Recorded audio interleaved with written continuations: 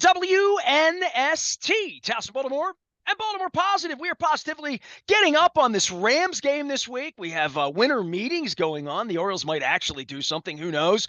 Maybe like sign a lease or something. We're going to get Tom Kelso, former Maryland Stadium Authority chairman, when he feels a little better this week to do the Stadia for Dummies and Maryland Stadium Authority situation and all that going on, but it all sort of ties together with John Angelos and incompetency, and we'll figure out how this month plays out from baseball. But certainly from a football perspective, we got the Rams coming in this week. Lots of exciting stuff. We spent the weekend on the couch, and we're going to be doing the Maryland Crab Cake Tour. I have all these new scratch-offs. I have all the holiday scratch-offs, the Oh Snap scented tickets, as well as the Peppermint Payout Multiplier and the Unwrap the Cash. We'll be giving all of these away at the State Fair this Tuesday. We're going to be at Farr and Dodder and Curio Wellness next Friday the 15th. We're going to be at Wise Markets Christmas week, and then at Fadley's later on. We had a heck of a week last week. I'm still a little worn out, man. I did all day Wednesday at Coco's. Thursday we were over at the BMA and Gertrude. Just had a good time. I got relatives that I don't even know I had. So that's a whole story unto itself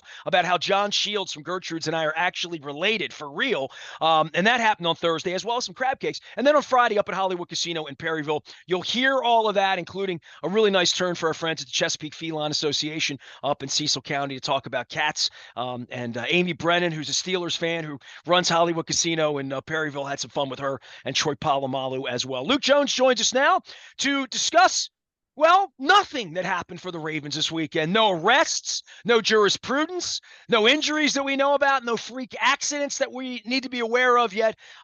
Just nice and calm and no media around, just the way Chad Steele and John Harbaugh like it. The Rams, however, did have to go play a football game. We had a chance to watch them play against Joe Flacco. We've already done a whole dissertation on Joe Flacco, past, current, and future. But here come the Rams, and here comes Luke, whatever the rest of the schedule is, and wherever we are with Ronnie Stanley and Marlon Humphrey and these injuries we've had, and really where they are to buckle their chin straps here and go get a number 1 seed now that the Chiefs have backed up. Teams are getting out of the way a little bit. The Bengals aren't a thing anymore. The Bills don't feel to be a thing. I won't say it's their division, but certainly they can do a lot to impress folks the next 5 weeks. And certainly for Lamar Jackson, who's won 1 playoff game in 5 years, to stay healthy, to get there, to host games, to maybe have a bye, to maybe play home games. All of that sits here, but so does a hell of a gauntlet of 5 teams. No question about it. I mean, you just said it, and Brian Billick said it for years when the Ravens would be in this position. I mean, everything is sitting right there for them. When you look at the state of the conference, certainly we've talked about the division. I mean, they better at least win the division. I mean, let's put it that way. I mean, if you don't get the number 1 seed, so be it. But if you don't win the division, then something has gone really wrong over this last month of the season. So that said, everything is right there, and they've got a golden opportunity here. They've got a really good football team. Let's acknowledge that as well. I mean, there are questions about this football team, but are they fatal flaw type questions as much as just things that they can improve upon? Can they get better in the passing game? No question about it. Is their passing game bad? Far from it. Defensively, I mean, is their run defense as legendary as it's been with some of their best defenses in franchise history? No. Is their run defense a problem? No, I wouldn't really say that. Their issues are relative. So that's where, you have a pretty darn good football team, and they've got a chance to be great, but they have to be great over this last month of the season, where the schedule is not going to be easy. Now, to your point, I mean, the Rams, look at how they played over their last 3 games. The Rams, who are suddenly, they're in the NFC wildcard race right now. I mean, they're in the thick of it. I don't know if they're a favorite to secure one of the wildcard spots, but they certainly have a chance, and they're playing some good football. And they still have Matthew Stafford, and they still have Aaron Donald, and they still have Cooper Kupp. Puka Nacua, who, has had this historic season for a 5th-round rookie wide receiver. They've got talented players on both sides of the football. So even this game, which of the 5 you look at as the easiest remaining game on paper, when I say easy, everyone knows what I mean by that, but certainly it's not a layup in the sense that you've got to go out there and start fast.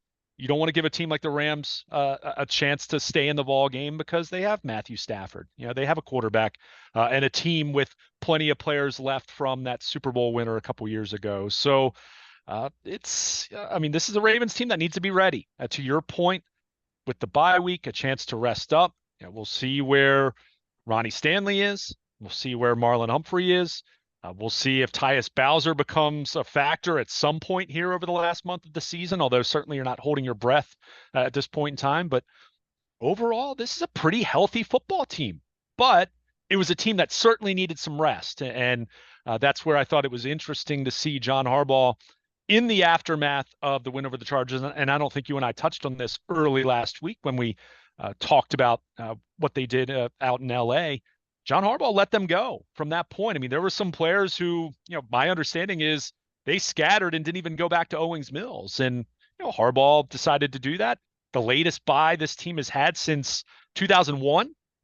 So kind of uncharted territory, as at least for a Harbaugh-led Ravens team. But it's absolutely a team that you could tell was ready for a rest. I mean, they did what they needed to do against the Chargers, but was it their best performance? No. And I think some of that is this is a tired football team. This was a tired team that had been at it for 3 months without a break and with a lot of travel mixed in there. So I think once you get to the bye week and you're in a relatively good state of health, like the Ravens are in at this point in time, that's when you love having a late bye. I mean, back in May when the schedule comes out, you're worried if you're going to make it to the bye week intact, so to speak, because you just know how this can go, and we know how it's gone for the Ravens in recent years with some of the litany of injuries that they've had in a couple of these seasons. But they're in relatively good shape. I mean, yeah, you'd love to have Mark Andrews, right?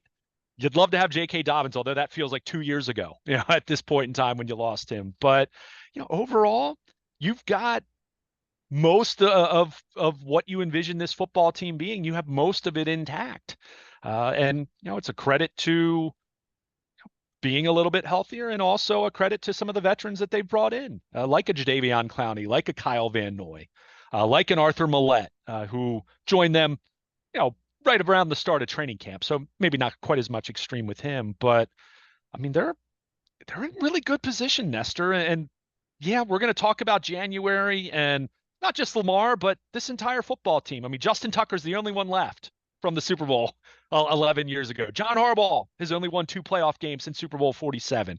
So it's all of them. It's not just Lamar Jackson. It's this entire era of John Ravens Harbaugh football. has won 2 playoff games in 10 years. That'll get you fired most places. Well, I mean, now that also hasn't included 4 and 13 seasons or anything. I wonder like how that, many Mike Tomlin has won, or Sean Payton won in New Orleans, or I mean, Belichick's won a lot, right? I mean, I'm just thinking of how many these other tenured coaches that have been around a long time to say they have something to prove. Or, I mean, with John, this is about doing it with Lamar, and then for Lamar, this is about Lamar doing it, period, and staying healthy. I mean, I still go to this. We've had Lamar healthy around this time every year, and around this time things go awry. I mean, there's nothing looking at Cincinnati, or even looking at Jalen Hurts going in the tent and breaking your brother-in-law's heart on Sunday night, that when that happens for your franchise, no matter what your record is, I don't you can't overcome that. So I don't think it could be stated enough that keeping Lamar healthy, especially now that they're in this catbird seat, that you can't have him get injured doing something ill-advised, whatever that would mean, because it's the NFL. Anything can happen. But trying to, I don't want to bubble wrap him, but he's got to be upright, and that's so fundamental as we talk about Ronnie Stanley and Marlon Humphrey and Mark Andrews and who's going to run the ball and all those other issues and some of the aches and pains of last week. And I know you talked to Dennis at length about it. Some time off helps. They still have a couple days off before they really get back after it and put a game plan in and do the things they're going to do here this week. The health of the team, looking around the league at other injuries and other situations to say, what are they missing? I mean, the Ravens are missing a lot, and still, that's a lot of salary. You're talking about Mark Andrews. You're talking about Ronnie Stanley and Marlon Humphrey not being on the field in any one game, let alone for the duration. And that obviously won't be the case with Marlon Humphrey. He's going to come back with Ronnie Stanley. And I heard you and Dennis talking at length as I was driving up to Hollywood Casino on Friday. Just, okay, he's healthy, comes back and plays. Is he even a middling left tackle? I mean, how are they going to run the ball against good teams? And that's going to be something we're going to see the next 5 weeks. Well, yeah, I mean the Ronnie Stanley thing's huge because of what you just said. I mean, you're talking about keeping Lamar Jackson upright. Well, he's your left tackle, right? He's protecting the blind side. Whether you're talking about a mobile quarterback like Lamar or a statue like a 38-year-old Joe Flacco, your left tackle is important, right? Maybe the left tackle is not quite as important if you're Tua Tagovailoa because he's left-handed, but the point is the point's there, and that's certainly a big question mark for them. I mean, look, I admire the fact that Ronnie Stanley got back after only a 1 week absence when he hurt his right knee for the second time against Cleveland. But we have not seen a version of Ronnie Stanley that looks I mean, forget about 2019. He hasn't been as good as he was last year when he came back from the ankle, which obviously he had missed the better part of 2 seasons. So that's a big question. I mean, that's a big question for this team's Super Bowl hopes. That is a big question for their long-term roster planning in terms of getting into the offseason and where Stanley is from a cap standpoint, where this roster is, knowing that you have a $260 million quarterback. That's just the reality of a different kind of challenge from a roster building standpoint, all the free agents that they have. So there's a lot that they need to find out from Ronnie Stanley here. And first and foremost, he needs to play at a higher level just for the Ravens to maximize their Super Bowl hopes. That doesn't, I mean, look, they're 9-3 with him playing the way he has and him missing time as it is. So to sit here and say that that's the fatal flaw, that'd be a reach, but that certainly improves their chances if they can get a better version of Stanley. So you hope the bye week helped him with his knee. I mean, the ankle hasn't necessarily been a specific issue on a week-to-week basis in terms of his status, but in the big picture sense of what kind of player Stanley is in 2023, yeah, that's part of it too. So that's a huge question mark for them. I mean, it's one thing to talk about Mark Andrews, who is out until best case scenario. Is he back for the AFC Championship? Could he go back? Could he make it back for the Super Bowl? I mean, who knows? I mean, that's a complete unknown. That's why, by the way, the Ravens are one of the teams mentioned in this Zach Ertz conversation, as far as him being let go by Arizona. And, we'll see where he ultimately winds up. But in the case of Ronnie Stanley, you're paying him a lot of money. He's got 2 more years left on his deal. And the fact that it's even asked, in fact, that the fact that the question is even posed of, is Ronnie Stanley still clearly the better option over Patrick McCary? And look, Patrick McCary hasn't played that well at left tackle this year when he's filled in. But the fact that that's even a question shows you how big of a problem it is in terms of what Ronnie Stanley's being paid compared to what kind of performance he's giving you at this point in time. So, by the way, somebody over the weekend said to me, "Hey, who was that big guy that was on the Super Bowl?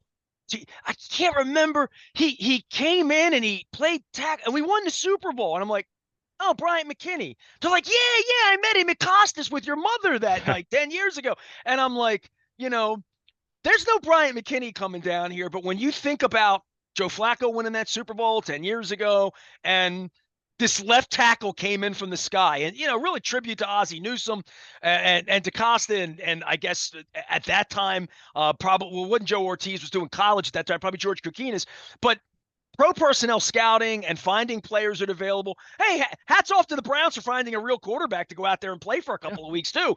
That is part of it, but we haven't been on that.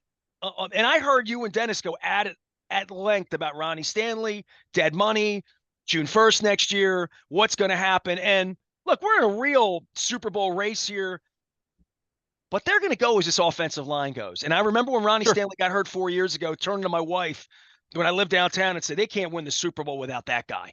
And I felt that way then. I don't know why I don't. I mean, I think Lamar's a better player now. I know you find that amazing that I would say that because I hate Lamar. Lamar is a better player than he was. Lamar sits in the pocket. Lamar reads defenses. This isn't what it was 4 years ago. So from a running perspective, I think they could have a different left tackle from a protection standpoint of having, and Lamar's not a statue back in the pocket, but sometimes he gets trapped. I would feel better against quality pass rushers. And I think if you talk about Khalil Mack last week, Talking about Errol Donald this week and what's going to happen there. And teams that have a special weapon, teams that have a special player that they can, TJ Watt, who also got injured over the, right? So different playing TJ Watt against the Steelers and Ronnie Stanley having to deal with that 40, 50, 60 snaps than whatever it's not. And the matchups are going to make the fights here the rest of the Sure. way. But I am concerned about one game wrecker, one Jadeveon Clowney on the other side, one TJ Watt on the other side. Both of those guys have wrecked the Ravens at various points when they were both with the Texans, destroying games. I'm worried about that in regard to Ronnie Stanley or the half-assed version of him or an injured version of him or Patrick McKinney, whatever the left tackle is. It's not Bryant McKinney coming in motivated, and it's certainly not Ronnie Stanley on draft day. That's not what their left tackle situation is going to be the next 5 weeks, bye week, playoffs, Super Bowl, however far they go. They don't have as good an offensive line situation as they had in the summer, as we thought they had. Yeah, and specifically it's tackle. I mean, so the difference now with where the Ravens are in 2023 compared to, as you mentioned, in 2020 when Stanley, 2 days after he signs the extension, hurts his ankle and is done, and come to find out he'd be done for the better part of the next 2 full seasons. But they're better at center. Tyler Linderbaum is way better at center than Skura or McCary or anyone else they had filling in at this Bradley Bozeman. I mean, so they're better there. They're better at right guard than they were back in 2020. Remember, that was the first year without Yanda, and they didn't have an answer there. So you're better at center. You're better at right guard. Left guard, John Simpson's been up and down. That's what you expected, right? I mean, he was supposed to be the weak link on this starting offensive line, and he's been good at times. He's been bad at times. So, but the big question mark is not just Stanley, but also Morgan Moses at right tackle. And not that Morgan Moses, I think he's had a solid season, but he's also dealing with a shoulder / pec issue that you hope the bye week helped, but is it going to hold up, for the remainder of the season? So, I mean, it's a big question for them. It's why, that's why the Mark Andrews thing, it adds another layer to that, and adds another layer to whether not Patrick McCary, Patrick Ricard needs to be on the field more in terms of pass protection. But if he's staying in pass protection and you have to use 6-man protections, then you have one less, one fewer guy out in pass routes, and that can make a difference there. So again, this isn't, I'm not talking about them being on the brink of catastrophe here as it pertains to their operation, but in terms of wanting to make it better, or to your point, when you're going up against an elite pass rusher at some point here. I mean, we won't be talking about it in January until they're, potentially if they make the Super Bowl, but look at that San Francisco front that they're going to face on Christmas night. Is this offensive line going to be ready to handle that? That's a question mark. So, the one thing I will say, and you made mention of Bryant McKinney. Bryant McKinney rode the pine for most of 2012, right? Remember, he came in 2011 during training camp, and he had a really good season as their starting left tackle. 2012, he was on the bench, and they had Orr at left tackle, they had Osemele at right tackle, and they made the switch for the playoffs, and they got 4 really good games from Bryant McKinney. So through that lens, that's where you hope that, okay, the bye week, chance for Stanley to rest, chance for him to get right, be fresh. Can he play out the rest of the season? And that's not to say that I'm suggesting we're going to see a return to 2019 form, but can the Ravens get a better version of Ronnie Stanley down the stretch? If they do, then boy, I like this team's Super Bowl chances even more if you can get better play out of your left tackle, who we know has been a great player in the past. Can he at least be better than he's been? Which, you use the description. Yeah, he's been a middling left tackle, and at times he's been worse than that, in some of these games. So I think that health is a big part of that, but problem is it's only one bye week. So he's got 5 games. It's going to come back. They have 5 more games to go in the regular season. And then you're hoping you're playing at least 3, depending on whether you're the number 1 seed or not, 3 or 4 games in January and early February. So they still have a long way to go on that front. So they are going to they're going to need better tackle play. There's no doubt about that. And look, you're not going up against Khalil Mack or TJ Watt every week, but certainly there are potent pass rushers that they're going to encounter down the stretch, and they're going to encounter come January. So it's where you hope the bye week does help him a little bit, get that knee a little bit stronger, get the ankle a little bit stronger, and he can be a better version because again, they need 2019 level Ronnie Stanley to win a Super Bowl? No, but they need a better version than what they've had because you said it. When you have these elite pass rushers coming from the blind side, throw out the injury risk, throw that out. Just the potential for a strip sack, a critical turnover. And we know, even though Lamar has cleaned up the ball security in recent weeks, it's been better. I think we know that has been something that has been a little bit of an issue. So, you don't want to be playing a close game and there's 7 minutes to go and you've got a chance to put together a drive to go ahead in a playoff game or even just one of these late season games when they're jockeying for the number 1 seed and Stanley gets beaten and Lamar gets the ball stripped from his blind side. I mean, yeah, that's how you lose. That's how you get knocked out in January. Sometimes it comes down to one play. I mean, think back to the last time they were in the divisional round. Lamar throws the pick 6 in Buffalo. I mean, they were that game, that was a 14-point swing there. He threw that at the goal line. So, sometimes it comes down to one play. So, yeah, you want a left tackle that can give you a little more consistent play. So many questions in terms of the rest of this year, but also the big picture. And, if you're Ronnie Stanley, I mean, got to be better. I mean, he has not played anywhere close to a $20 million tackle. If he can play like at least, let's say, a $12 million left tackle the rest of the way, I think that would help the Ravens and go such a long way to improving their Super Bowl chances. Well, that's why I brought up Brian McKinney. I brought up Brian McKinney Sure. because he was this Sure. flash.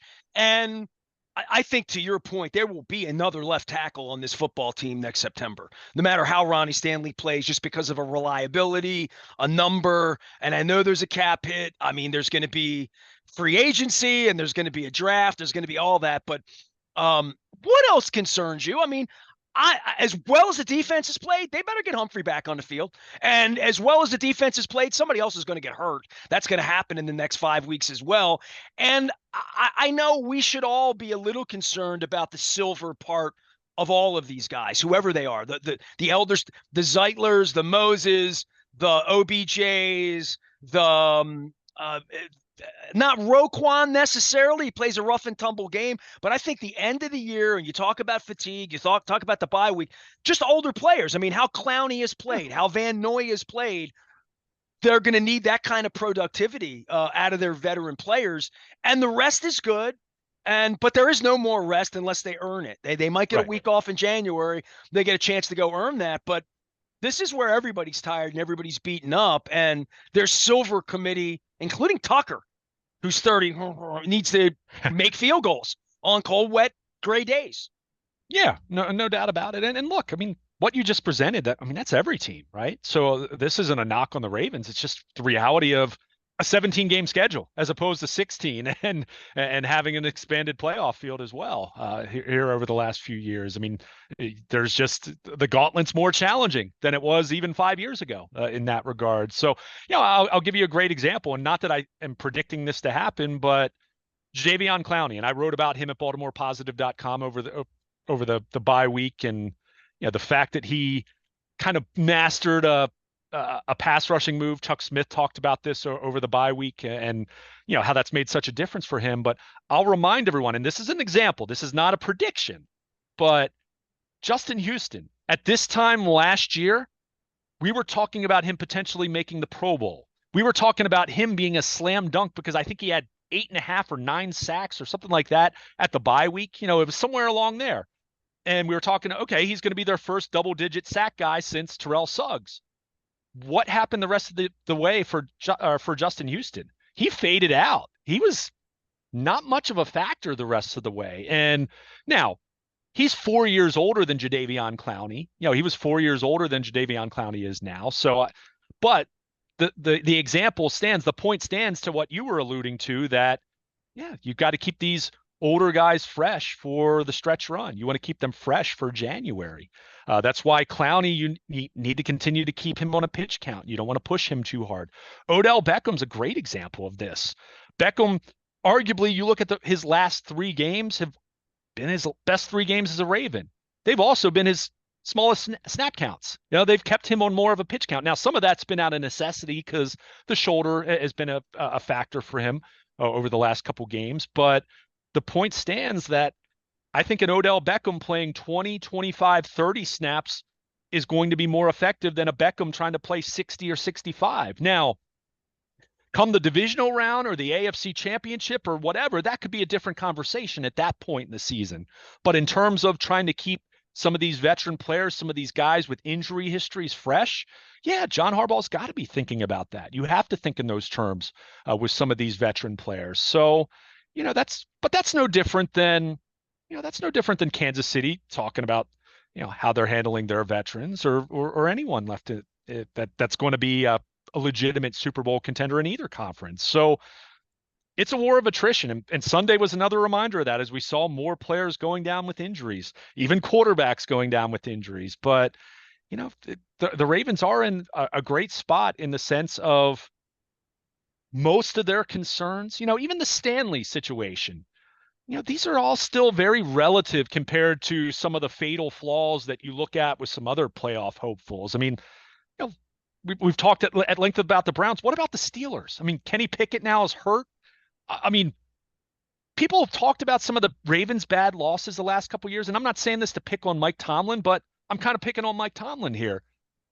When have the Ravens had a loss like the Steelers had to the lowly Cardinals at home on Sunday? When was the last time the Ravens lost a football game like that to a team like that? I mean, you struggle to kind of think about when that last happened to Well, the they Ravens. haven't been behind for more than 5 minutes all year, literally. Exactly. I mean, that's the thing. They haven't trailed by 2 scores all season. So, and that's not to say that that's the standard and that means, oh, you're destined to win the Super Bowl, but it just speaks to even when this team, yeah, they've lacked some consistency and they had the 3 losses that they have that were so frustrating, but by and large, they've come out and they've played good to really good football every single week, even if they don't do it for a full 60 minutes. What Pittsburgh did on Sunday, I mean, they're a team that's currently in the playoff field.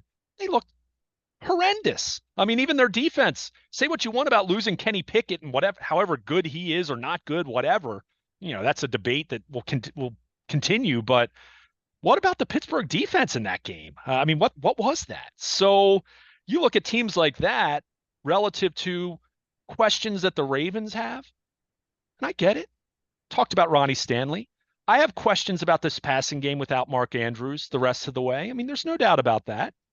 And that could be something that could cost them come January. There's no doubt. But still, relatively speaking, when you have a defense as great as this defense has been, and you have an offense that, yeah, is still chasing consistency with its passing game, but it's still a good to really good offense. I mean, the numbers bear that out. Go look where they rank statistically. They're not an elite passing game, but they've been a good passing game. They've had an elite running game. They have a quarterback who is in the MVP conversation, regardless of where you want to rank Lamar right now. I mean, by the way, that MVP race, who knows right now? I mean, it's totally wide open. I mean, Dak Prescott might be the current front runner, which I don't put any stock in that right now. Given where the Cowboys typically, where they are and what they're going to be the rest of the year, who knows? But they've got so much going for them that even these couple questions that they do have, and they're important questions, there's no doubt about that, but I'll still take those questions compared to what most teams, even most contenders in the NFL are dealing with right now. The Ravens are in a really good spot, and you hope this late bye is going to pay some dividends for them in terms of getting guys healthy, but also, to your point, these veteran players. You can speak to this way better than I can because I just followed it from afar. But in 2000, when the Ravens had that late bye week, how big was that for Tony Siragusa and Rob Burnett and some of the, the graybeards, Rod Woodson, Shannon Sharp? I mean, you think about some of the older players on that team. They had such a late bye that, yeah, it took them forever to get to that point. But on the other side of that, they were ready to roll. And I think if you're a Ravens fan, you're hoping that you see something similar for this team the rest of the way, having this December bye. He is Luke Jones. He is Baltimore. Luke, we're done with the bye, man. We didn't have any bye week. I used the bye week last week to go crazy, giving away lottery tickets. We had scratch off winners. We did crab cake tours. I still got 2 crab cakes in the refrigerator. Man, Gertrude's John Shields. I'm related to John Shields. Crazy, Luke, story, but You know my son and you know my daughter-in-law. So I was going to Gertrude's. I don't give me the relation on this because you had like a married sister to a guy who's sort of like a brother-in-law and what his parents are to you. I don't know. But my daughter-in-law, my son's wife's mother is cousins with John Shields, which makes my daughter-in-law cousins with John Shields too. Nobody mentions this to me, or if they did, they certainly didn't say, I got somebody with a crab cake. So my I keep wanting to say my mother-in-law. It's my daughter-in-law's mother writes on my Facebook, John Shields is my cousin. Say hello to him over at Gertrude's. Now, John's had like cookbooks, been on TV, celebrity chef, all that. So I went over there and I'm like, we're related. I didn't even know this. So we're going to be back at Gertrude's on Friday night because Dan Roderick's is going to be doing his show, Baltimore. You have no idea. We had a long chat with Dan about that, as well as Stadia issues.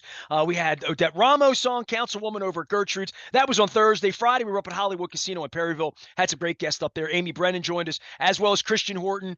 I don't know how my picks were this weekend. They stunk. I haven't even done the math on it. Patrick Mahomes. Jalen Hurts. I mean, come on, man. You can't bet on a favorite in this damn league in December. What good are they?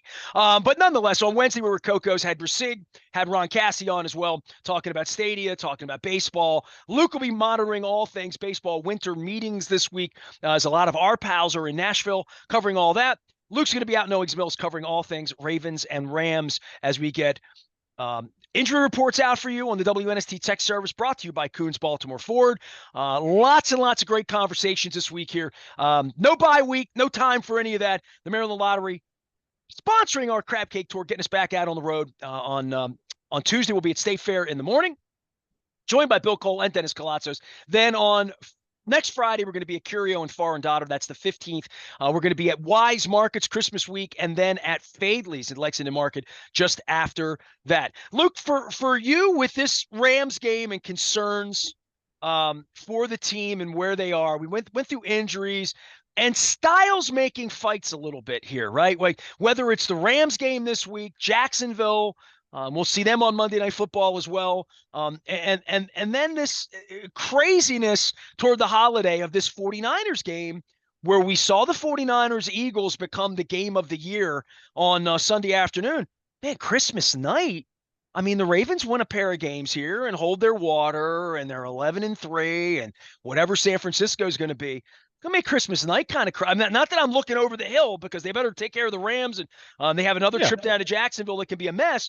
But that 49ers game, and then the Dolphins game after that, because it looks like the Dolphins are going to win every week too, leading up to that.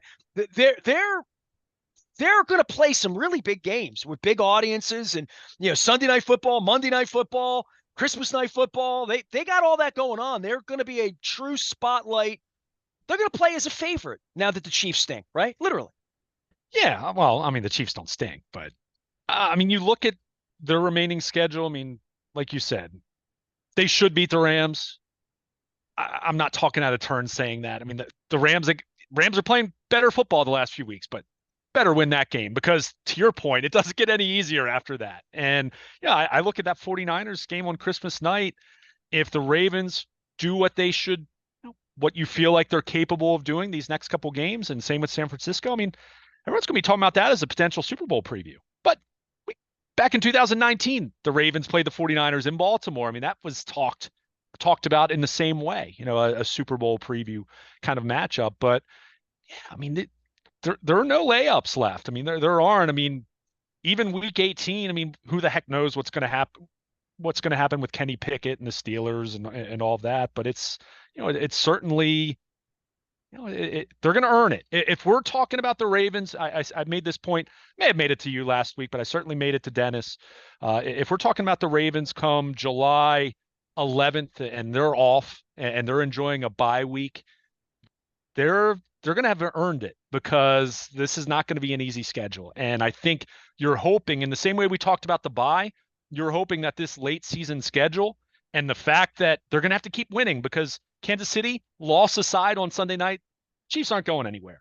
Miami at this point, how much you're believing in them because of how soft their schedule has been in terms of the games that they've actually won, they're still going to be right there. Jacksonville is going to be right there. So they're going to have to keep winning. So with that in mind, and with the schedule that they have left and the tough opponents they're going to face, you're hoping that this is a team that come mid-January when the playoffs start, you're hoping that they're feeling pretty battle tested at that point. Especially, I mean, my goodness, if you can go to San Francisco on Christmas night and win a game like that, you shouldn't be scared to do anything come January. You shouldn't be scared about any scenario, including going to Kansas City at that point in time. So, but if you win that game, you're probably in a really good chance. You don't have to go to Kansas City if you win.